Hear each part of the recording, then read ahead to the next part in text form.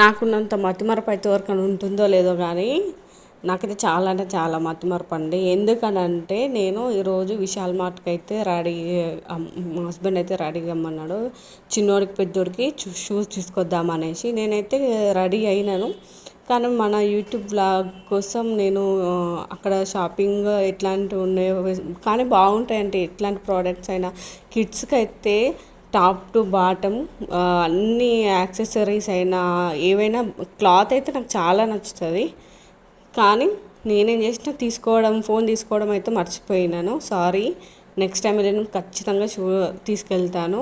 ఇంకోటి ఏంటంటే వర్షం అయితే పడుతుంది, ఇంతలోనే రిటర్న్ అయితే వచ్చేసినాము. రిటర్న్ వచ్చేసినాక వేడివేడిగా ఏం తినాలనుకున్నప్పుడు చికెన్ ఉంది, చికెన్ అయితే ఫ్రై చేసుకున్నాము. చూడండి చాలా బాగా అయింది, కానీ ఇంకొంచెం స్పైసీ ఎక్కువ యాడ్ అయితే ఇంకా బాగుండు అనిపించింది. మా చిన్నవాడు మాత్రం అయితే మామూలుగా ఆటలు ఆడాడండి.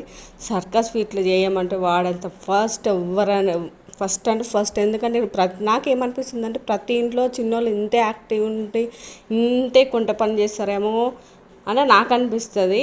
మీ ఇంట్లో కూడా ఇట్లాంటి వాళ్ళు ఎవరైనా ఉంటే కామెంట్ చేయండి. కానీ పెద్దోళ్ళు మాత్రం చాలా ఇన్నోసెంట్ అండి.